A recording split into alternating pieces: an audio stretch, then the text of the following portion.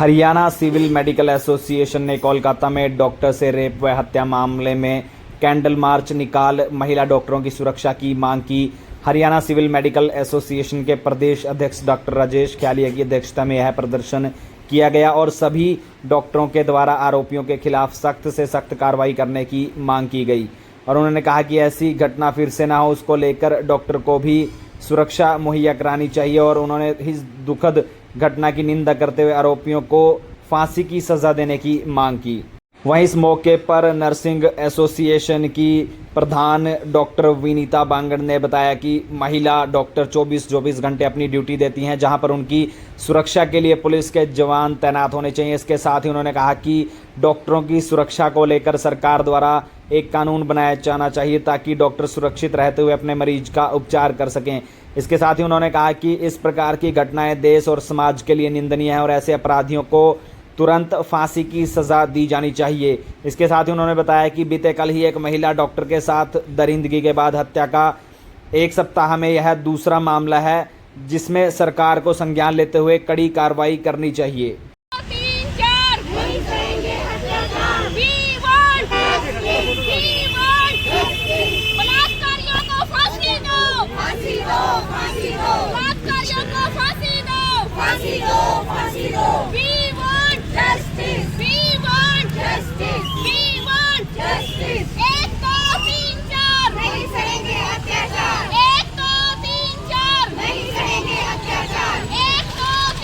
आपने candle march निकाला है, एक बार बताएंगे सर क्या मामला है और कैसे आज ये कैंडल मार्च हमने आज पूरे हरियाणा में आह्वान किया था कि जो कोलकाता में जो अनफॉर्चुनेट इंसिडेंट हुआ है लेडी डॉक्टर के साथ रेप और उसका जो मर्डर हुआ है उसके विरोध में हमने कि उस न्याय मिले, उसके डॉक्टर के और उसके परिवार वालों को भी न्याय मिले। और साथ में हमारा सेंट्रल गवर्नमेंट से एक अनुरोध है कि जो ये सेंट्रल प्रोटेक्शन एक्ट है जो डॉक्टर्स का और बाकी जो स्टाफ है हॉस्पिटल में उसकी रक्षा के लिए जो एक बहुत स्ट्रिंजेंट एक्ट बनाया जाए, उसमें बहुत बड़ी सज़ा का प्रावधान हो। और साथ में हम इसी के साथ अपने हरियाणा गवर्नमेंट को भी अपील करते हैं कि डॉक्टर्स की और बाकी स्टाफ की जो सिक्योरिटी है उसकी जिम्मेवारी लेते हुए वो तुरंत प्रभाव से एक अच्छे प्रबंध करें। सर, जैसा कि डॉक्टर्स जो है वो 24 आवर्स की सर्विसेज भी देते हैं, तो ऐसे में आप किस तरह की जो है सिक्योरिटीज़ चाहते हैं सरकार? डेफिनेटली हमारे जो डॉक्टर्स हैं, जब हमारा दूसरा स्टाफ है जो हमारी फीमेल भी हमारे कलीग्स हैं वो रात को भी ड्यूटी करते हैं, 24 घंटे ड्यूटी करते हैं, तो नाइट ड्यूटी में हमारी सिक्योरिटी के पुख्ता समाधान होना चाहिए, पुख्ता उनके इंतजाम होने चाहिए, तभी हम ड्यूटी कर पाएंगे। हमारे सरकार से क्लियर एक अनुरोध भी और एक मैसेज भी है, जब तक आप हमें सिक्योरिटी नहीं देंगे तब तक हम ड्यूटी करने में सक्षम नहीं रहेंगे। जी, जैसा कि देश में आपराधिक गतिविधियां बढ़ रही हैं, रेप के जो हैं लगातार मामले सामने आ रहे हैं, तो इसको देखते हुए सरकार को किस प्रकार के फैसले लेने चाहिए और किस प्रकार की जो है सुरक्षा प्रबंध किए जाने चाहिए? इसी मामले को लेकर आज सुप्रीम कोर्ट में सुनवाई हुई ना, सुप्रीम कोर्ट ने इसको बड़ी गंभीरता से लिया है। सुप्रीम कोर्ट ने सभी स्टेट्स को और उनके लिए निर्देश जारी किए हैं कि डॉक्टर्स और बाकी स्टाफ का, खासकर महिलाओं की सिक्योरिटी के लिए सरकारों को उन्होंने निर्देश दिए हैं कि बहुत पुख्ता इंतजाम करें सरकार। कैंडल मार्च निकाला जा रहा है और क्या मामला एक बार बताएंगे? सर, ये एजिटेशन हम कोलकाता में डॉक्टर का जैसे मर्डर हुआ है, रेप हुआ है, उसकी हम निंदा भी करते हैं। और जैसे उत्तराखंड में भी एक नर्सिंग ऑफिसर का भी पिछले दिनों मर्डर हुआ है।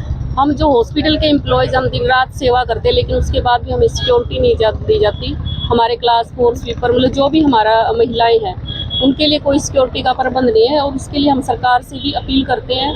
और सेंट्रल गवर्नमेंट से, जैसे डॉक्टर ख्यालिया ने बताया कि हमें हमारी सिक्योरिटी का प्रबंध किया जाए। जैसे भी पहले हम नाइट ड्यूटी पे आराम से आ जाते थे, लेकिन अब हमें खौफ रहता है, डर रहता है कि कहीं हमारे साथ या हमारी किसी और बहन के साथ कोई ऐसा इंसिडेंस ना हो जाए। तो किस किस तरह की सुरक्षा व्यवस्था की जानी चाहिए आपकी तरफ से? सर, उसके लिए सिक्योरिटी हो, हर हॉस्पिटल है, PSC है, CHC है, वहाँ पे पुलिस चौकी भी हो।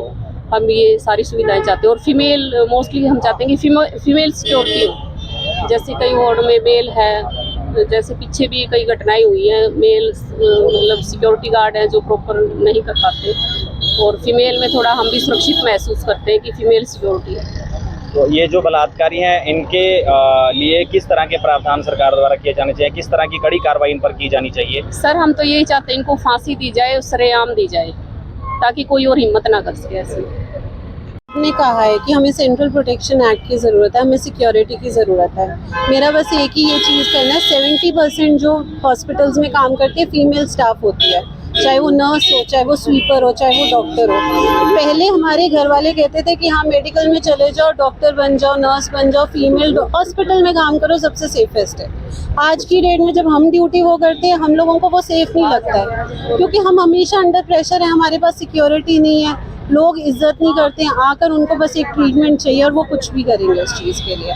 दूसरी चीज़, आज एक ऑन ड्यूटी डॉक्टर का रेप और मर्डर हुआ है, उसके बाद एक हफ्ते के अंदर अंदर ऐसे इंसिडेंसेस मेडिकल स्टाफ, कितनी फीमेल डॉक्टर्स और नर्सेस के साथ हो चुका है, हम सबको पता है। तो एक सेंट्रल प्रोटेक्शन एक्ट मैं रिक्वेस्ट करूँगी सेंट्रल गवर्नमेंट से भी कि ये ज़रूर शुरू हो जाना चाहिए, ताकि हम एक सेफ इन्वायरमेंट दें, हम एक अच्छा इन्वायरमेंट देंगे तभी हम अच्छा ट्रीटमेंट कर सकेंगे, पेशेंट भी ठीक होंगे।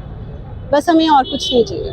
ये नहीं, मेरी सरकार से ये अपील है कि किसी भी फीमेल के लिए, चाहे वो सड़क पे चलने वाली हो या अस्पताल में काम करने वाली हो या कोई अपनी ड्यूटी पे जाने वाली हो, उसके लिए ऐसा कानून होना चाहिए कि लोग अपराध करते हुए डरें और वो पकड़े जाएं।